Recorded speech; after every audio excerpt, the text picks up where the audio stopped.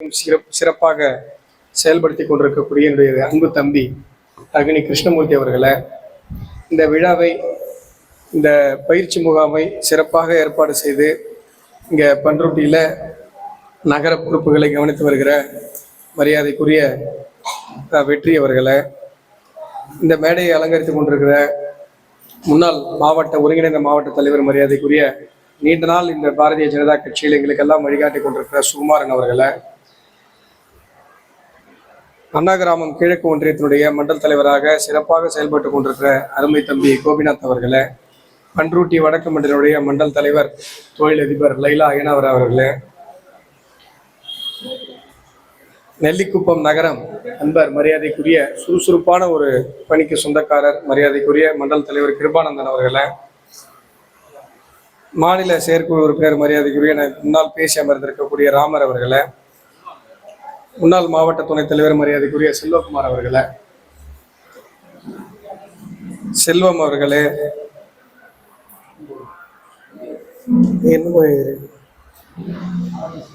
Rajendran KP Rajendran அவர்களே, கல்வியாளர் பிரிவு கிருஷ்ணமூர்த்தி அவர்களே, பிரச்சார பிரிவு விஜயகுமார் அவர்களே, சுந்தர் அவர்களே, கோகுல் அவர்களே, சுரேஷ் அவர்களே, ஹரி அவர்களே, புண்ணியமூர்த்தி அவர்களே, புஷ்பராஜ் அவர்களே, கௌரி அவர்களே, உங்கள் அனைவருக்கும் எனது அன்பான வணக்கங்களை தெரிவித்துக் கொள்கிறேன். நேரத்தினுடைய அருமை கருதி மிகவும் சுருக்கமாக உங்கள் முன்னால் என்னுடைய கருத்துக்களை கூற வேண்டும் என்று நான் விழைகிறேன். இங்கே நமக்கெல்லாம் தெரியும், உலகத்தினுடைய மிகப்பெரிய கட்சி பாரதிய ஜனதா கட்சி.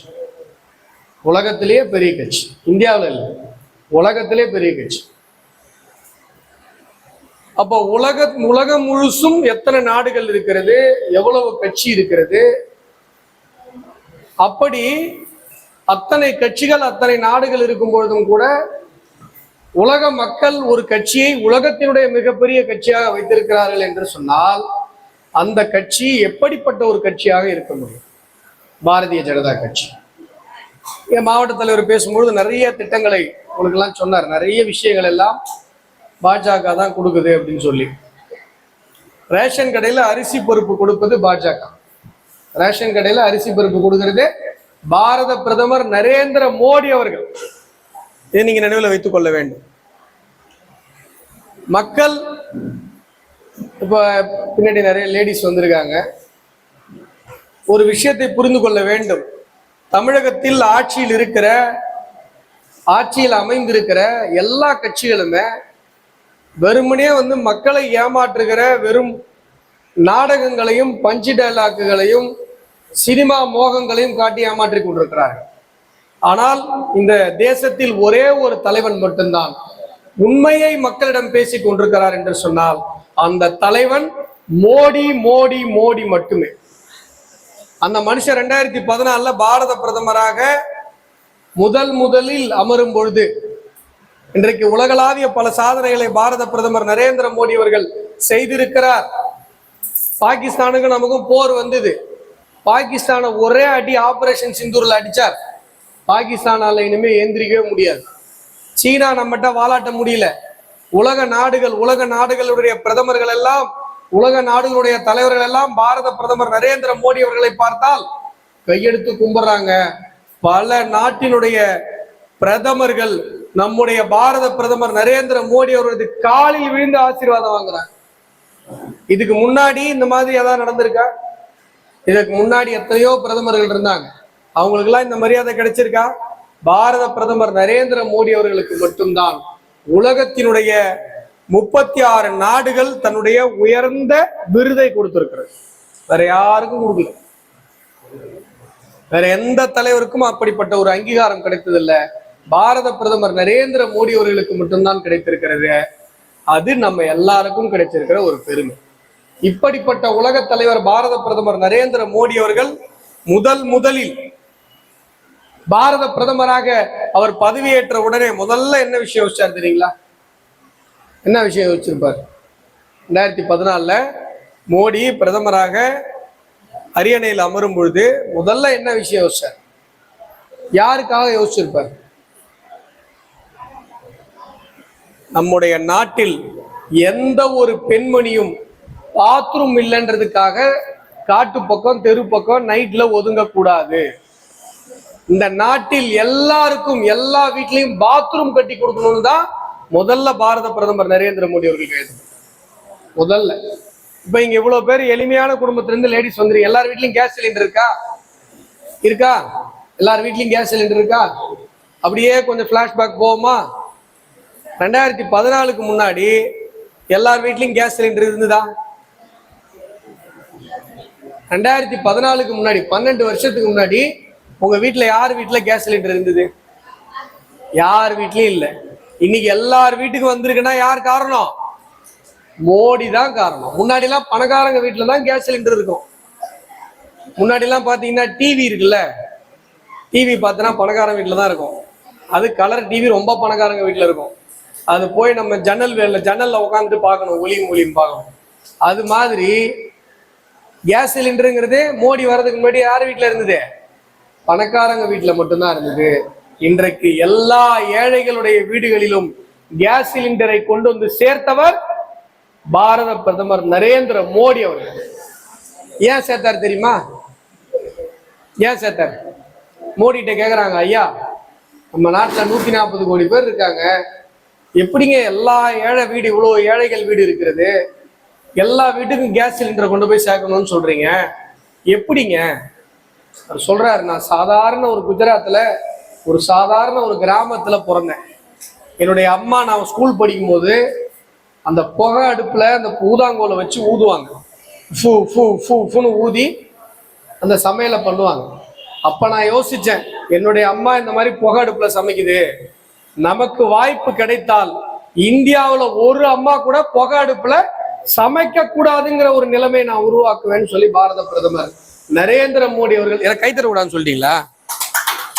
பயிற்சி முகாமே எல்லாம் கைத்தட்ட கூடாதுன்னு சொல்லிட்டு தப்பா சொல்லுவாங்க, அதெல்லாம் கேட்க கூடாது. தோணுச்சுன்னா கைத்தட்டணும், அப்பதானே எனக்கு பேசுறது ஒரு ஆசையா இருக்கு. பாரத பிரதமர் நரேந்திர மோடி அவர்கள் என்ன நினைச்சாரு? தாம்பரத்துல ஹாஸ்பிட்டல் இருக்கும், தாம்பரத்துல டிபி ஹாஸ்பிட்டல் இருக்கும். எத்தனை பேர் பாத்துருக்கீங்க தாம்பரத்துல டிபி ஹாஸ்பிட்டல்? பாத்துறீங்களா? அங்க சானிட்டோரியம் பக்கத்துல. அங்க வந்து ஜென்ஸ் நிறைய பேர், ஆண்கள் நிறைய பேர் இருப்பாங்க. ஏன்னா நிறைய பேருக்கு சிகரெட் பழக்கம் இருக்கு. நம்ம ஊர்ல லேடிஸ்க்கு சிகரெட் பழக்கம் இன்னும் வரல. ஆனா அந்த ஹாஸ்பிட்டலுக்கு போனீங்கன்னா அவ்வளோ பேர் லேடிஸ் இருப்பாங்க, டிபி ஹாஸ்பிட்டல். ஏன்? இந்த புகை அடுப்புல ஊதி அந்த புகை நெஞ்சில போய் தங்கி, நுரையீரல்ல போய் தங்கி, டிபி ஆகி நெஞ்செலும்பு சுருங்கி போய் மிக மோசமான நிலைமையில அந்த டிபி ஹாஸ்பிட்டல்ல நம்ம பெண்கள், தாய்மார்கள், தாய் குலங்கள் இருப்பாங்க. அதை மாத்தணும்னு ஒரு மனுஷன் நினைச்சாரு பாருங்க. அப்ப அவர் எவ்வளவு பெரிய மனிதனா இருப்பார். அப்ப மோடி எவ்வளவு நல்லவர் யோசிச்சு பாருங்க. அவருக்கு உலகத்துல யாரை பிடிக்கும் அப்படின்னா தன்னுடைய தாயை தான் பிடிக்கும். ஏன்னா அவர் கல்யாணம் பண்ணிக்கல, குடும்பம் கிடையாது, குழந்தை கிடையாது, எதுவும் கிடையாது. அவரை பொறுத்த வரைக்கும் பாரத தேசம்தான் என்னுடைய குடும்பம். இங்க இருக்கிற எல்லாரும் என்னுடைய சொந்தக்காரங்க. இந்த 140 என் குடும்பத்துல எத்தனை பேரு? 148 கோடி பேர் அப்படின்னு சொல்றாரு. அவருடைய குடும்பத்துல ஒரே ஒருத்தரை மட்டும் அவருக்கு ரொம்ப பிடிக்கும். யாரு? அவங்க அம்மா. இந்த அம்மா என்ன பண்றாங்க, ஒரு தடவை மோடி பார்க்கறதுக்காக டெல்லிக்கு வராங்க. குஜராத்ல இருந்து டெல்லிக்கு வராங்க. டெல்லிக்கு வந்து ஒரு நாள் மோடி கூட தங்குறாங்க. அம்மா வந்திருக்காங்களேன்னு சொல்லிட்டு அவர் கூடவே இருந்து கவனிச்சுக்கிறேன்.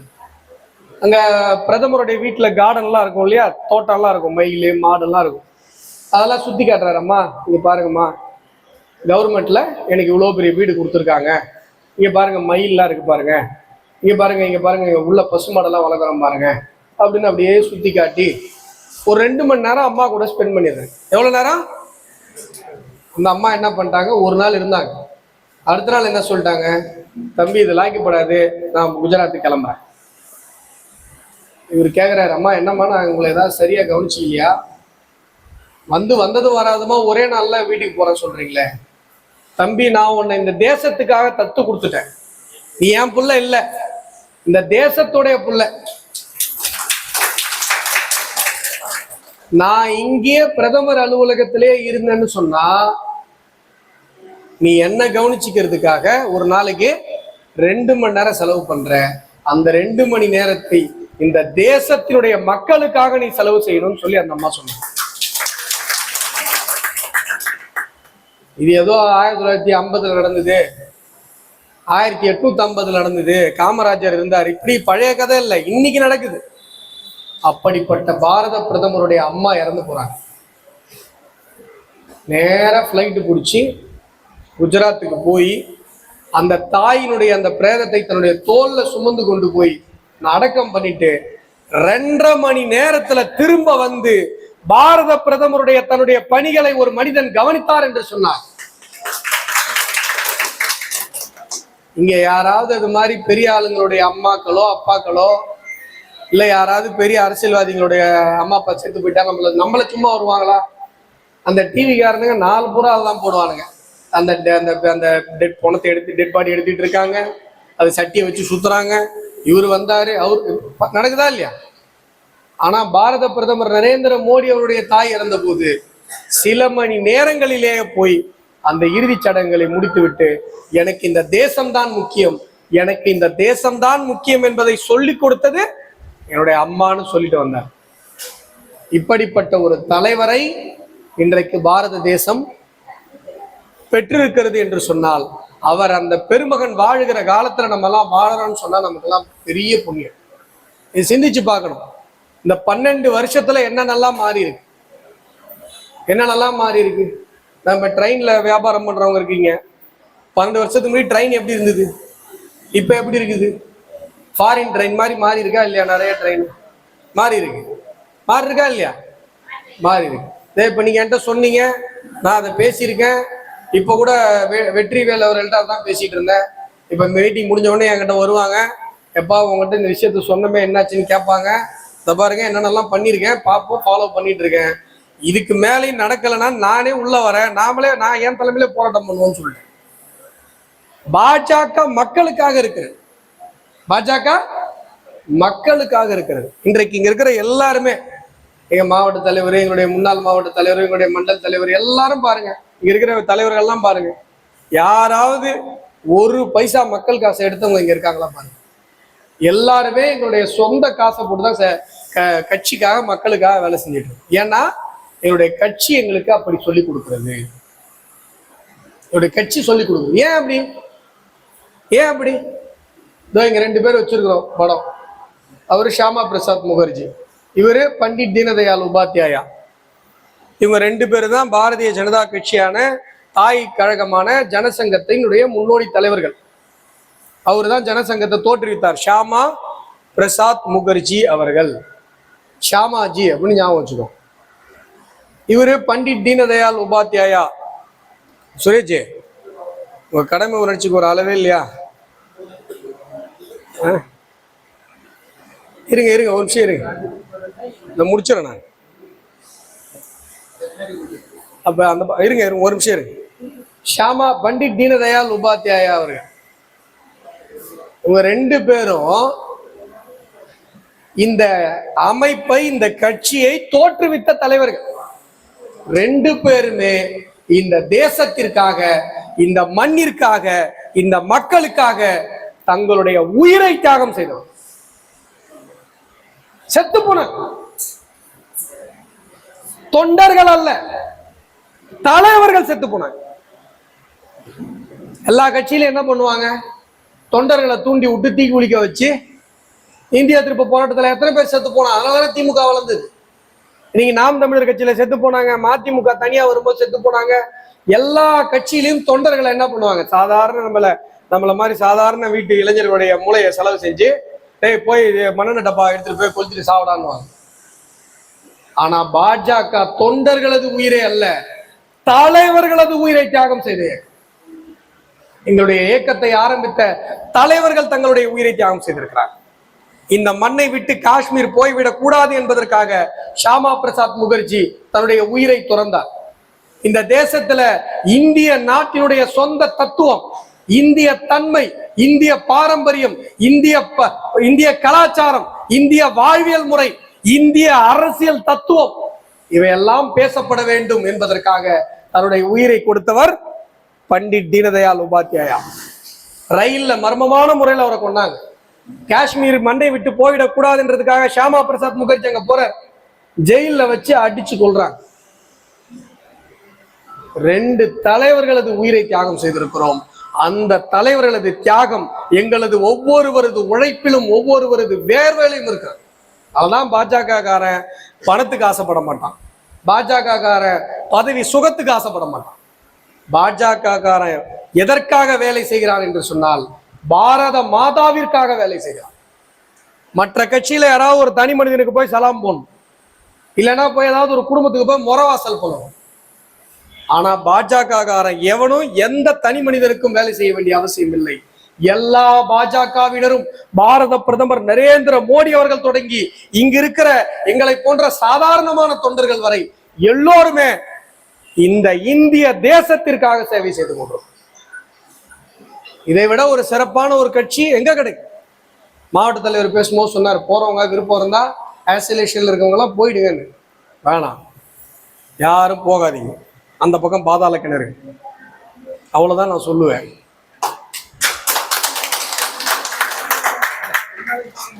என்ன நீங்க அங்க போனவங்கள்ட்ட எல்லாம் தயவு செஞ்சு போன் பண்ணியாவது பேசுங்க. எல்லாம் 12 பாஷையில புலம்புறாங்க. ஒரு பாஷை 2 பாஷை இல்ல, 12 பாஷையில புலம்புறாங்க. எல்லாம் வர்றதுக்கு ரெடியா இருக்காங்க. இங்க கிரீன் சிக்னலுக்காக வெயிட் பண்ணிட்டு இருக்காங்க. கிரீன் சிக்னல் வந்த உடனே எல்லாம் வந்துருவாங்க. ஆகையால போன உடனே இவர் சொல்லுவாரு, போயிட்டு வாங்க, நான் பொறுப்பு வச்சிருக்கேன். யார் வச்சிருக்கிறா? போன உடனே மாத்தி போட்டுருவோம். அப்புறம் பிம்பிலிக்கு பிலாப்பி அவர் ஏதாவது சொல்லுவாரு, அதை நம்பிட்டு போயிட்டு பவுன்ஸ் ஆகி திருப்பி வந்தீங்கன்னா அந்த கவுண்டமணி படம் தெரியுமா, கப்பலை தொல்ற வேலைன்னு சொல்லி செந்தில் சொன்னாருன்னு போவாங்க. திரும்பி பார்த்தா கப்பலை எங்கடா தள்ளணும்னா கடலுக்கு நடுவுல இறங்கி தள்ளணும். அப்பன உடனே திரும்பி கவுண்டமணி வருவார். வந்துட்டு, ஐயா ஐயா 40 ரூபா சம்பளத்துல வேலைக்கு சேர்ந்தேன், இன்னைக்கு 400 ரூபா சம்பளத்துல இருக்கேன். உடனே அவர் நம்பியார் சொல்லுவார், நம்பியார் தானே, நம்பியார் தான், நம்பியார் சொல்லுவாரு, எவ்வளவு ரூபாயில வேலைக்கு சேர்ந்தேன்? 40 ரூபா. அதே 40 ரூபா தான் போ. அது மாதிரி ஆயிடும். ஆகையால எந்த விதமான ரிஸ்க் எடுக்காதீங்க. ரிஸ்க் சாப்பிட்றதுல எனக்கு ரிஸ்க் எடுக்கிறதுல எனக்கு ரஸ்க் சாப்பிட்ற மாதிரி போனீங்கன்னா அப்புறம். ஆகையால மனதில் வைத்துக் கொள்ளுங்கள், நாம் வேலை செய்கிற கட்சி, நாம் பணியாற்றுகிற கட்சி உலகத்தினுடைய உன்னதமான கட்சி. இந்த கட்சி பல பேரை வளர்த்திருக்கிறது, பல பேரை வளர்க்கும், பல பேரை அடையாளம் காட்டிருக்கிறது, பல பேரை அடையாளம் காட்டும். இந்த கட்சிக்கென்று ஒரு ஆன்மா இருக்கிறது. இந்த கட்சிக்கென்று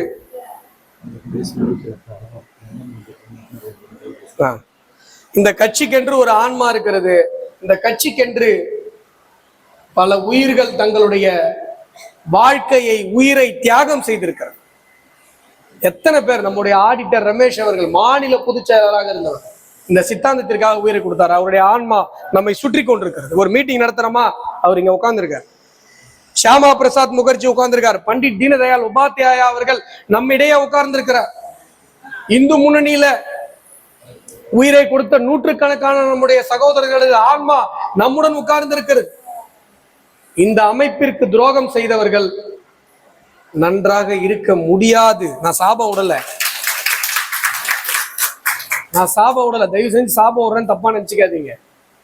நான் மனதிலிருந்து பேசுகிறேன், அடி மனதிலிருந்து பேசுகிறேன். இந்த அமைப்பு அப்படிப்பட்ட ஒரு அமைப்பு. இந்த அமைப்பு வெறுமனையா பணத்தால் கட்டப்பட்ட அமைப்போ, அதிகார பலத்தால் கட்டமைக்கப்பட்ட அமைப்போ கிடையாது. பல பேரது உயிரை அவர்கள் தியாகம் செய்து ரத்தத்தால் கட்டப்பட்ட அமைப்பு, தியாகத்தால் கட்டப்பட்ட அமைப்பு. இப்படிப்பட்ட ஒரு அமைப்பு, இந்த இப்படிப்பட்ட ஒரு அமைப்பில் வேலை செய்வது நமக்கெல்லாம் கிடைத்திருக்கிற பூர்வ ஜென்ம புண்ணியம் என்பதை நாம் நினைவில் வைத்துக் கொள்ள வேண்டும். ஆகையால தனியா நம்ம பேசலாம். இந்த மீட்டிங் முடிஞ்சு மண்டல தலைவர்கள் மட்டும் கூட தனியா உட்காருங்க. வார்த்தையில நிறைவு செய்கிறேன். நன்றி, வணக்கம்.